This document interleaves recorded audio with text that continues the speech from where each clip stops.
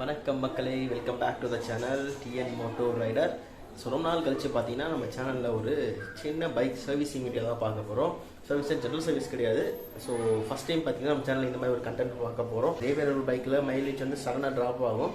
அது எதனாலும் சொல்லிட்டு நம்ம இந்த வீடியோவில் கண்டுபிடிப்போம். ஸோ நம்ம பைக் இருக்குல்ல பிளாட்டினா, அதுலேயும் பார்த்தீங்கன்னா ஒரு 2 months வந்து பைக்கோட மைலேஜ் வந்து பயங்கரமாக ட்ராப் ஆகுது.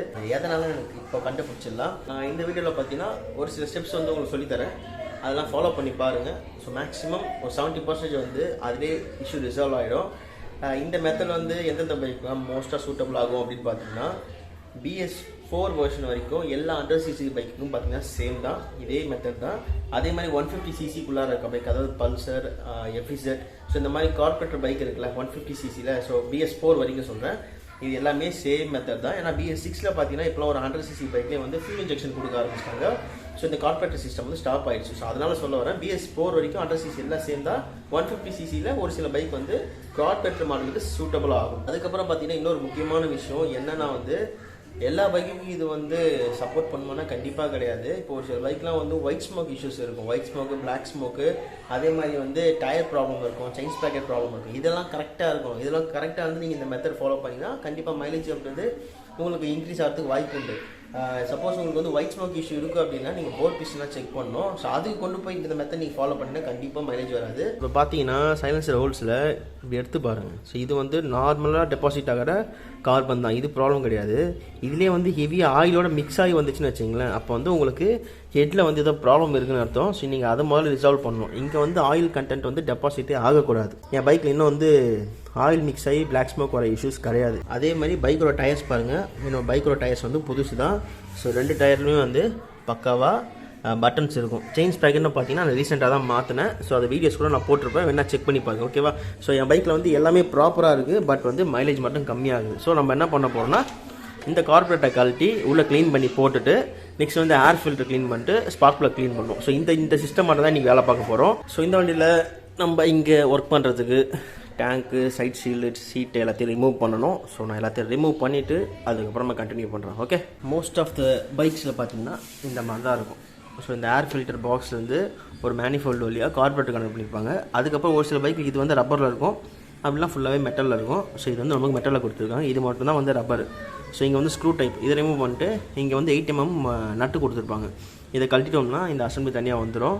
ஸோ இதில் எக்ஸஸாக என்ன ஓஸ் வரும்னா, இது வந்து இது கேனிஸ்டர் வந்து வர ஓஸ். BS4 பைக்கெலாம் பார்த்தீங்கன்னா இந்த மாதிரி சிஸ்டம் ஒன்று கொடுத்துருப்பாங்க. ஸோ இது ஒன்று. அதுக்கப்புறம் பார்த்தீங்கன்னா இது வந்து ஆக்சிலேட்டர் கேபிளோடது. இது மேலே ஒரு நட்டு டைப் கொடுத்துருப்பாங்க. இங்கே ஆன்டி கிளாக் சுற்றுனீங்கன்னா இது லூஸ் ஆகிரும். So maximum of the 100cc பைக்கோட ஆக்சிலேட்டர் கேபிள்ஸ் பார்த்தீங்கன்னா இந்த மாதிரி தான் முடியும். ஒரு 150cc இதெல்லாம் பார்த்தீங்கன்னா இந்த மெத்தட் இருக்காது. அது வந்து ஒரு ஸ்லைடர் மாதிரி வச்சுருப்பாங்க செப்பரேட்டாக. அது ஏர் ஃபோர்ஸில் வந்து ஆட்டோமேட்டிக்காக மேலே தூக்கிக்கும். ஸோ அந்த மாதிரி மெத்தடில் இருக்கும். 100cc-லாம் பார்த்தீங்கன்னா மேக்ஸிமம் இது மாதிரி தான் இருக்கும். நீடிலே பார்த்தீங்கன்னா உங்களுக்கு ஒயர் கனெக்ட் ஆகிருக்கும். இங்கே எந்த ஸ்க்ரூ, இங்கே எந்த போல்ட், ரெண்டுத்தையும் லூஸ் பண்ணிவிட்டேன். இப்போ பார்த்தீங்கன்னா கார்பரேட்டர் தனியாக வந்துடும். இதுக்கு இடையில பார்த்தீங்கன்னா ஒரு இதுவுமே வச்சுருப்பாங்க. எப்படி சொல்கிறதுனா வந்து ஒரு ரப்பர் ஓரிங் மாதிரி இருக்கும் இதில். அதுதான் பார்த்தீங்கன்னா உங்களுக்கு லீக் ஆகாமல் ப்ரொடெக்ட் பண்ணணும். சரிதா? சாரி, இந்த பக்கம் பாருங்கள், சரிதா? ரப்பர் ஓரிங் இது கம்பல்சரி போடணும். இது போடாமல் விட்டால் என்ன இஷ்யூ வரும்னா பைக் அடைச்சி ஓடும், பிக்கப் இருக்காது, நெக்ஸ்ட் வந்து பெட்ரோல் வேஸ்ட்டாக வெளியே போகும், இந்த மாதிரி இஷ்யூஸ்லாம் வரும். ஸோ ஒன்ஸ் அந்த வாஷரை எடுத்துட்டிங்கன்னா இது சைடில் இழுத்தோன்னா வெளியே வந்துடுங்க. அவ்வளோதான், வந்துச்சு கார்பரேட்டரு. இந்த ஓஸ்லாம் அப்படியே வெளியே எடுத்துக்கலாம். ஸோ எல்லா ஓஸையும் டிஸ்கனெக்ட் பண்ணிட்டு பார்த்தீங்கன்னா அசம்பிளி வெளியே எடுத்தாச்சு. நான் ஒன்று தப்பாக இன்ஃபார்ம் பண்ணிகிட்ருப்பேன், ஓகேவா. இது வந்து சாய் சிஸ்டம் வந்து வரக்கூடிய பைப் இருக்குல்ல, இது அந்த பழைய டிவிஎஸ் பைக்கெலாம் பார்த்தீங்கன்னா இருக்கும், ஹீரோ ஹோண்டா இந்த மாதிரி பைக்கெலாம் இது இருக்கும். இது சாய் சிஸ்டம் வந்து வரக்கூடியது. கேனிஸ்டர்லேருந்து வரக்கூடியது இந்த ஓஸ், அதாவது இதோ இந்த பக்கம் ஒரு பைப் தெரியுதுல மேலே டாப்பில், அதில் போய் கனெக்ட் ஆகுது. ஸோ அதுதான் வந்து BS4 கேனிஸ்டர் சிஸ்டம் இது. ஸோ இப்போ பார்த்தீங்கன்னா வந்து கார்பரேட்டரை டிஸ்மேண்டில் பண்ணியாச்சு. ஸோ இதில் வந்து என்னென்ன கழட்டணும் அப்படின்னு பார்த்தீங்கன்னா இங்கே 2 ஸ்க்ரூ கொடுத்துருப்பாங்க. பெட்ரோல் உள்ளே இருக்குங்க, ரிமூவ் பண்ணல, பரவாயில்ல, இருக்கட்டும், வேஸ்ட்டாக போச்சு. ஸோ இந்த 2 ஸ்க்ரூ ஃபஸ்ட்டு கழட்டிடணும். இது வந்து உள்ளே இருக்க அந்த ஃப்ளோட்டர் வந்து நம்ம ஆக்சஸ் பண்ணலாம். இந்த பக்கத்தில் பார்த்தீங்கன்னா ஏர் ஸ்க்ரூ, பெட்ரோல் ஸ்க்ரூ, இது 2 ரிமூவ் பண்ணணும். ஸோ இந்த ஹோல்ஸ்குள்ளே தான் பார்த்தீங்கன்னா டஸ்ட்டு லாக் ஆகிருக்கும். கார்பன் டெபாசிட்டு எல்லாமே பார்த்தீங்கன்னா இதுக்குள்ளே தான் லாக் ஆகிருக்கும். இது இந்த ஸ்க்ரூ பார்த்தீங்கன்னா ஒரு சில பைக்கில் டைட்டாக இருக்கும். அப்படி இருந்துச்சுன்னா வந்து அதையும் ஒரு ட்ரை பண்ணாதீங்க. ஏதாவது சின்னதாக ஒரு ஸ்க்ரூ ட்ரைவர் வச்சு மேலே தட்டிட்டு ஒரு தட்டு லைட்டாக ஒரு டக்குன்னு ஒரு தட்டிட்டு கிளாக் வைஸ் ஆன்டி கிளாக் வைஸை சுற்றினா ரிட்டர்ன் ஆயிரும், லூஸ் ஆயிரும். ஓகேவா? இந்த ஓரிங்கும் பார்த்தீங்கன்னா ரொம்ப ரொம்ப முக்கியமான ஓரிங்கு. இதுவும் கரெக்டாக இருக்கான்னு செக் பண்ணிக்கோங்க. கார்பரேட்டருக்குள்ளே டஸ்ட்டு இருக்குது எண்டில் லைட்டாக. இது வந்து ஃப்ளோட்டர்னு சொல்லுவாங்க. ஸோ கார்பரேட்டருக்குள்ளே போதுமான பெட்ரோல் போனதுமே பார்த்தீங்கன்னா இப்படி இருக்குல்ல, இது ஆட்டோமேட்டிக்காக ஃப்ளோட் ஆகி அந்த ஹோல்ஸ் அப்படியே க்ளோஸ் பண்ணிடும். அப்போ என்னென்னா பெட்ரோல் ஸ்டாப் ஆயிரும், உள்ளே வராது. ஸோ உள்ளே இருக்க பெட்ரோல் தீரனா கீழே வருமா, திரும்ப பெட்ரோல் உள்ளே வரும், ஃபுல்லானதான் லாக் பண்ணிடும். ஸோ இதோட ஒர்க் இது தான். ஒரு சில பேர்லாம் கேட்பீங்க, ப்ரோ என் பைக் நிற்க வைக்கிறப்ப பெட்ரோலாக ஊற்றுது அப்படின்ட்டு. ஸோ அது வந்து இதுக்குள்ளார ஒரு நீடில் ஒன்று இருக்கும். அந்த நீடில் தேஞ்சு போச்சுன்னா வந்து உங்களுக்கு அந்த இஷ்யூ இருக்கும். ஸோ அப்போ நீங்கள் இதை கழட்டி இதை ரீப்ளேஸ் பண்ணிட்டீங்கன்னு வச்சுங்களேன், உங்களுக்கு அந்த இஷ்யூ வந்து ரிசால்வ் ஆயிரும். இது எனக்கு வந்து நல்லா தான் இருக்குது. இந்த ஃப்ளோட்டரில் எந்த ப்ராப்ளமும் கிடையாது. அந்த நீடில் எடுக்கிறப்ப நான் காமிக்கிறேன் பாருங்கள். உள்ளே இருக்கும், சின்னோண்டு தான் இருக்கும்.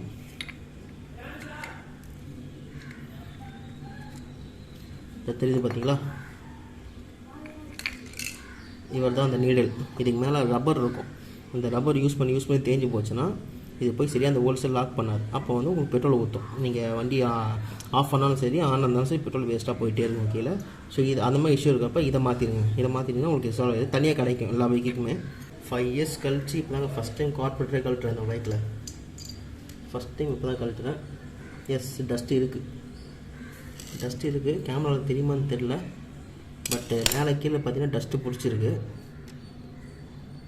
ஸோ அதெல்லாம் தான் நம்ம க்ளீன் பண்ணணும். அதுக்கப்புறம் பார்த்தீங்கன்னா இந்த ஸ்க்ரூக்குள்ளார சின்ன ஹோல்ஸ் ஒன்று இருக்கும், அது கிளியராக இருக்கணும்னு நம்ம பார்க்கணும். ஸோ இது மாதிரி பிளாக் ஆகிருந்துச்சுன்னா தான் உங்களுக்கு வந்து பைக் வந்து அடைச்சி ஓடும், இல்லை மைலேஜ் கிடைக்காது. இதோ பாருங்கள், தெரியுதா? இதில் கொஞ்சம் பெருசாக இருக்கிறனால கிளியராக தெரியும்னு நினைக்கிறேன். ஜூம் ஆகலே. தெரியுதா? இங்கே பாருங்கள், வெள்ளையாக இருக்கா? ஸோ இந்த மாதிரி தான் போயிட்டு ஹோல்ஸை பிளாக் பண்ணிடும். இந்த மாதிரி இருக்கிறப்ப நீங்கள் க்ளீன் பண்ணி போட்டிங்கன்னா உங்களுக்கு மைலேஜ் அப்படிங்கிறது இம்ப்ரூவ் ஆகும். அப்புறம் இப்படியாக இருக்குது பார்த்தீங்கன்னா சுற்றி. ஸோ இதுதான் கண்டிஷனு. இதனால தான் சொன்னேன். ஸோ ஒரு குறிப்பிட்ட கிலோமீட்டர் கழிச்சு இந்த மாதிரி கார்பரேட்டர் க்ளீன் பண்ணி போட்டோம்னா பைக் சூப்பராக இருக்கும். ஸோ ஓகே, நம்ம ஃபைனலாக க்ளீன் பண்ணலாம். ஸ்க்ரூவோட டாப் பாருங்கள் எவ்வளோ பிளாக் ஆகிருக்கு. இதில் இருந்தால் கார்பன் டெபாசிட்டு. இதெல்லாம் போயிட்டு இந்த ஹோல்ஸ் அடைச்சிச்சின்னா தான் இந்த இஷ்யூஸ் வருது, மைலேஜ் இஷ்யூ, பிக்கப் இஷ்யூ. எல்லா செட்டப் ரெடி ஆகிடுச்சு. சப்போஸ் உங்ககிட்ட வந்து இது இல்லை, கார்பரேட்டர் க்ளீனர் இல்லை அப்படின்னா இந்த மாதிரி இன்ஜெக்ஷனில் பெட்ரோல் எடுத்து யூஸ் பண்ணிங்கனாலும் உங்களுக்கு பெஸ்ட்டு தான். இருக்கிற எல்லா ஹோல்ஸ்லேயும் வந்து ஃபோர்ஸாக வந்து பெட்ரோலை ப்ளஸ் ஸ்ப்ரே பண்ணுங்கள், கீழே அந்த பக்கமாக வரும். ஸோ கைஸ், இது பார்த்தீங்கன்னா பெஸ்ட் மெத்தட், நீங்கள் ட்ரை பண்ணலாம் தாராளமாக.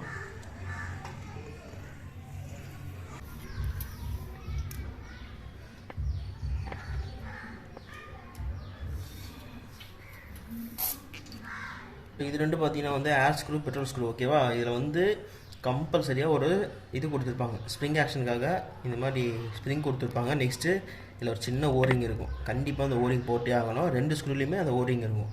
இந்த ஓரிங் எதுக்குன்னா வந்து உள்ளேருந்து வெளியே வர பெட்ரோல் பிளாக் பண்ணும், ஸ்க்ரூ வழியாக லீக்கேஜ் இருக்காது. ஸோ அதனால தான் இது போடாமல் போட்டிங்கனாலும் உங்களுக்கு இஷ்யூஸ் வரும். இது ரெண்டுத்தையும் இந்த எஜ்ஜில் வந்து ஃபுல்லாக க்ளீன் பண்ணிக்கலாம். இது நார்மல் மெத்தட் தான், ஒன்றும் பெருசு இல்லை. கார்பரேட்டரோட க்ளீனிங் ப்ராசஸ் அவ்வளோதாங்க. நம்ம மேஜராக க்ளீன் பண்ணுறது இப்போ நான் காமிச்சேன்ல. ஸோ இது மட்டும் தான். இதெல்லாம் க்ளீன் பண்ணிவிட்டு நீங்கள் எப்படி கழட்டிங்களோ அதே மாதிரி ஃபிக்ஸ் பண்ணிடுங்க. ஃபிக்ஸ் பண்ணிவிட்டு அப்படியே வந்து பைக்கில் ஃபிக்ஸ் பண்ணிட்டோம்னா உங்களுக்கு வந்து கார்பரேட்டில் கூட இஷ்யூஸ் வந்து ரிசால்வ் ஆயிடும். அதுக்கு அடுத்ததாக பார்த்தீங்கன்னா கார்பரேட்டர் டியூன் பண்ணணும். ஏன்னா நம்ம இப்போ ஏர் ஸ்க்ரூ அந்த பெட்ரோல் ஸ்க்ரூ ரிமூவ் பண்ணி எடுத்தாச்சு. ஸோ இப்போ நம்ம ரிட்டர்ன் போடுறப்ப அன்னிவனாக போட்டுவிட்டோம்னா வந்து ஒன்று ஹைடல் அதிகமாக இருக்கும், இல்லை ஹைடல் ரொம்ப ஆஃப் ஆயிடும் அப்பப்போ பைக்கு. ஸோ இப்போ வந்து நம்ம பைக்கில் ஃபிக்ஸ் பண்ணிட்டு கார்பரேட்டர் மட்டும் வந்து டியூன் பண்ணலாம். எப்படி டியூன் பண்ணணும்னு உங்களுக்கு சொல்லித்தரேன். அதே மாதிரி ப்ளஸ் வந்து என்னென்னா வந்து உங்கள் பைக்கோட ஏர் ஃபில்டரும் கழட்டி ஒரு வாட்டி செக் பண்ணிக்கோங்க. நான் கழட்டி தான் வச்சுருக்கிறேன். ஏர் ஃபில்டரில் எந்த ஒரு டஸ்ட்டுமே இல்லை, கிளியராக இருக்குது. டோட்டலாக பார்த்தீங்கன்னா அசம்பிள் பண்ணியாச்சு, இன்க்ளூடிங் பார்த்தீங்கன்னா oscillator cable. So proper fitting இதுதான். இந்த இடம் வந்து ரொம்ப முக்கியமான விஷயம். இந்த ரிங்கை வந்து ப்ராப்பர் டைட்டில் இருக்கணும். ஓகேவா? சின்ன கேப் கூட ஃபார்ம் ஆகக்கூடாது. இல்லை உங்களுக்கு ஏதாவது ஃபால்ட் இருக்குது, சரி அப்புறம் போட்டுலாம் சொல்லி விட்டிங்கன்னா என்ன ஆகும்னா அன்வான்டாக ஃபில்டர் பண்ணாத ஏர் வந்து இந்த ஹோல்ஸ் வழியாக உள்ளே போயிடும். அப்போ என்னென்னா கார்பரேட்டர் சீக்கிரமாக டஸ்ட் ஆகும். ஸ்பார்க் ப்ளக்ஸ் பார்த்தீங்கன்னா கழட்டியாச்சு. 2 பைக்கு தான், ரெண்டுமே தேஞ்சு போச்சு. தெரியுதா? இந்த டிப்பே இல்லை பாருங்கள், இதுலேயும் முடிஞ்சு. ஸோ இப்போ கடை இல்லை, இருந்துச்சுன்னா புதுசு வாங்கி போட்டுருவேன். பட் இப்போ இதை க்ளீன் பண்ணி போட்டுட்டு நாளைக்கு புதுசு வாங்கி போட்டுக்கலாம். இப்போதைக்கு பைக்கை ஸ்டார்ட் பண்ணணும் அதனால். ஸோ கைஸ் பார்த்தீங்கன்னா பைக்கில் வந்து கார்பரேட்டர்லாம் ஃபிக்ஸ் பண்ணியாச்சு. இப்போ வந்து நம்ம கார்பரேட்டர் டியூன் பண்ண போகிறோம். ஸோ டியூனிங் அப்படிங்கிறது எதுனாலனா மைலேஜ் செட்டிங் பண்ணுறதுக்கு மேஜராக டிஃபர் ஆகாது. பட் மைலேஜ் கிடைக்காமல் இருக்கிறதுலேருந்து கொஞ்சம் அவாய்ட் பண்ணிக்கலாம். ஸோ டியூனிங் பண்ணணும். ஸோ எப்பவுமே கார்பரேட்டர் பைக்கில் 2 ஸ்க்ரூ கொடுத்துருப்பாங்க. ஓகேவா? ஸோ இது பார்த்தீங்கன்னா வந்து ஹைடல் ஸ்க்ரூ. ஓகேவா. இங்கே இருக்குது பாருங்கள் லெஃப்ட் ஹேண்ட் சைடில். ஸோ இது பார்த்தீங்கன்னா வந்து பெட்ரோல் ஸ்க்ரூ.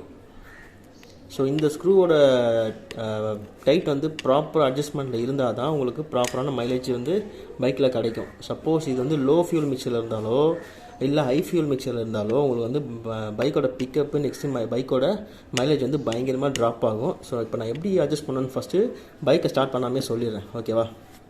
ஃபஸ்ட்டு இந்த ஹைட்ரல் ஸ்க்ரூ இருக்குல்ல, இதை வந்து ஃபுல்லாக கிளாக் வைஸில் ஃபுல் டைட் வச்சுருங்க ஃபஸ்ட். ஒன்ஸ் நீங்கள் அதை ஃபுல்லாக டைட் வச்சதுமே இதை வந்து என்ன பண்ணணும்னா திரும்ப இதை கிளாக் வைஸில் சுற்றிட்டே வரணும். ஓகேவா. சுற்றிட்டே வந்தீங்கன்னா பைக் வந்து ஒரு கட்டத்தில் ஆஃப் ஆகிற மாதிரி சவுண்டு வரும். ஸோ அப்படி வரப்போ சடனாக வந்து ஆன்டி கிளாக் வைஸ், அதாவது ரொட்டேஷன் ஆப்போசிட் டைரக்ஷனில் சுற்றிட்டே வாங்க. சுற்றிட்டே வந்தீங்கன்னா ஒரு 4-5 ரொட்டேஷன் கழித்து பார்த்தீங்கன்னா பைக்கோட ரைஸ் வந்து பயங்கர ஹை ஆகும். ஓகேவா. ஹையாகிட்டே இருக்கும். ஸோ அதுக்கப்புறம் நீங்கள் திரும்ப சுற்றுறப்ப என்ன ஆகும்னா பைக்கு திரும்ப அதோட ஹைடல் வந்து கம்மியாகும். ஸோ அப்படி அதிகமாக இருக்கிற ஒரு பிளேஸு அந்த இடத்துல வந்து இதை அப்படியே ஸ்டாப் பண்ணிடணும். எந்த ஒரு இடத்துல பைக்கோட ஹைடல் அதிகமாக ஆகுதோ அந்த இடத்துல இந்த ஸ்க்ரூ ஸ்டாப் பண்ணிவிட்டு அதுக்கப்புறமா இது ஹைடல் ஸ்க்ரூ நீங்கள் ஆன்டி கிளாக் வைஸ் டைரக்ஷன் சுற்றுனீங்கன்னா உங்களுக்கு ப்ராப்பர் ஹைடல் பைக்கு கிடச்சிடும், ப்ராப்பர் மைலேஜ் வந்துடும். ஸோ இதுதான் பார்த்தீங்கன்னா கார்பரேட்டர் பைக்கை வந்து டியூன் பண்ணுற மெத்தடு. இந்த மெத்தட் வந்து நீங்கள் ஃபியூல் இன்ஜெக்ஷனில் ட்ரை பண்ண முடியாது. ஒன்லி இன் கார்பரேட்டர் பைக்கில் மட்டும்தான் இந்த ஆப்ஷன் உண்டு. ஓகேவா. ஸோ அதனால் பார்த்தீங்கன்னா நான் உங்களுக்கு ஃபஸ்ட்டு எக்ஸ்பிளைன் பண்ணிட்டேன்ல. ஸோ இப்போ பார்த்தீங்கன்னா இதான் ப்ராப்பர் டியூனிங்கு. எனக்கு வந்து இந்த செட்டிங் வந்துருக்கு பைக்குக்கு. இப்போ பைக்கோட ஹைடல் பாருங்கள் கரெக்டாக இருக்கும். மைலேஜ் இன்க்ரீஸ் ஆகும் கண்டிப்பாக எனக்கு தெரிஞ்சு. ஏன்னா உள்ளே இருக்க டஸ்ட்லாம் நம்ம க்ளீன் பண்ணி எடுத்தாச்சு. ஹைடல் கரெக்டாக இருக்குது. நீங்கள் ஒரு கிக்கர் அடித்து ஒரு நார்மலாக ஒரு கிக்கர் அடிச்சுன்னா பைக் ஸ்டார்ட் ஆகிடும். ஆக்சிடென்ட் கொடுக்கணும் அவசியமே இல்லை. ஸோ ப்ராப்பர் கார்பரேட்டர் செட்டிங் இதுதான் இந்த பைக்குக்கு. இன்னும் என்ன கூட இங்கே ஐடியல் கொஞ்சம் அட்ஜஸ்ட் பண்ணிக்கலாம். பட் எனக்கு இதுவே போதும். ஒரு சில பழைய பைக்கெலாம் பார்த்தீங்கன்னா வந்து ஹெட்லைட் போட்டோன்னா பார்த்தீங்கன்னா ஹைடல் கொஞ்சம் கம்மியாகும், பைக் ஆஃப் ஆகிற மாதிரி இருக்கும். ஸோ அந்த மாதிரி பைக்கெலாம் பார்த்தீங்கன்னா கொஞ்சம் ஹைடல் அதிகமாக வச்சுங்க. அப்போ தான் நீங்கள் ஹெட்லைட் போட்டிங்கன்னா வந்து அது ஈக்குவலைஸ் ஆகும். பட் இது வந்து அந்த மாதிரி டைப் இல்லை. ஸோ இது வந்து இந்த ஹைடல்லே போதும். ஸோ தட்ஸ் ஆல் பைக்கோட மைலேஜ் டியூனிங்கு இவ்வளோ தான் மெத்தடு. இது வந்து நீங்கள் நார்மலாக வீட்லேயே ட்ரை பண்ணி பார்க்கலாம். ஸோ அப்படி உங்களால் ட்ரை பண்ண முடியலன்னா இது ஒரு நாலேஜுக்காக பார்த்து வச்சுங்க. பட் மற்றபடி 100cc நெக்ஸ்ட் ஒரு 150cc ஒரு சில பைக்ஸ் எல்லாருமே சேம் மெத்தட் தான். இதே கான்செப்ட் தான் எல்லாத்துலேயுமே இருக்கும். ப்ளஸ் என்னென்னா வந்து இப்போ இது பண்ணுறதுனால எனக்கு மைலேஜ் அதிகமாகிருமா அப்படின்னு கேட்டிங்கன்னா கண்டிப்பாக கிடையாது. என்னன்னா வந்து உங்களுக்கு எல்லாமே கரெக்டாக இருக்கணும். செயின்ஸ் பேக்கெட்டு, tyre, engine oil, air filter இதெல்லாம் பக்காவாக இருந்து நீங்கள் இந்த மெத்தட் பண்ணுறப்ப உங்களுக்கு கண்டிப்பாக டிஃப்ரென்ஸ் தெரியும். நீங்கள் அதெல்லாம் விட்டுட்டு போர் பிஸ்டனில் வந்து இது ஆகுது, ஆயில் லீக் ஆகுது, டயர் சரியில்லை, செயின்ஸ் பேக்கெட் சரியில்லை, இதெல்லாம் ஃபால்ட் வச்சுட்டு நீங்கள் இந்த டியூன் பண்ணிங்கன்னா 1% வேலைக்கு ஆகாது. ஸோ அதெல்லாம் ப்ராப்பராக இருந்து உங்களுக்கு மைலேஜ் வரல அப்படின்னா இந்த மெத்தட் கண்டிப்பாக ட்ரை பண்ணி பாருங்கள். உங்களுக்கு கண்டிப்பாக யூஸ்ஃபுல்லாக தான் இருக்கும். ஸோ நான் ஒரு 2-3 days ஓட்டி பார்க்குறேன். ஓட்டி பார்த்துட்டு எனக்கு மைலேஜ் டிஃப்ரென்ஸ் இருந்துச்சுன்னா கண்டிப்பாக நான் இந்த வீடியோட கமெண்ட்டில் பார்த்தீங்கன்னா டாப்பில் பின் பண்ணி வைக்கிறேன் எனக்கு என்ன மைலேஜ் வந்துச்சு அப்படின்னு சொல்லி. ஓகே ரைட் கைஸ், இந்த வீடியோ இதோட எண்ட் பண்ணிக்கலாம். ஸோ உங்கள் பைக்கில் மைலேஜ் வரல அப்படின்னா ஜஸ்ட் இந்த மெத்தட் ட்ரை பண்ணி பாருங்கள், யூஸ்ஃபுல்லாக இருக்கும். ஸோ இந்த வீடியோ ஏதாவது ரீசன் உங்களுக்கு பிடிச்சிருச்சு அப்படின்னா மறக்காம வீடியோக்கு லைக், கமெண்ட், ஷேர் பண்ணிடுங்க. இந்த மாதிரி automobile updates plus travel vlog பார்க்கணும்னு நினச்சிங்கன்னா மறக்காம சேனல் சப்ஸ்கிரைப் பண்ணுங்கள், பக்கத்தில் பெல் பட்டனை கிளிக் பண்ணுறேன். ஓகேவா. See you in the next vlog guys. Bye.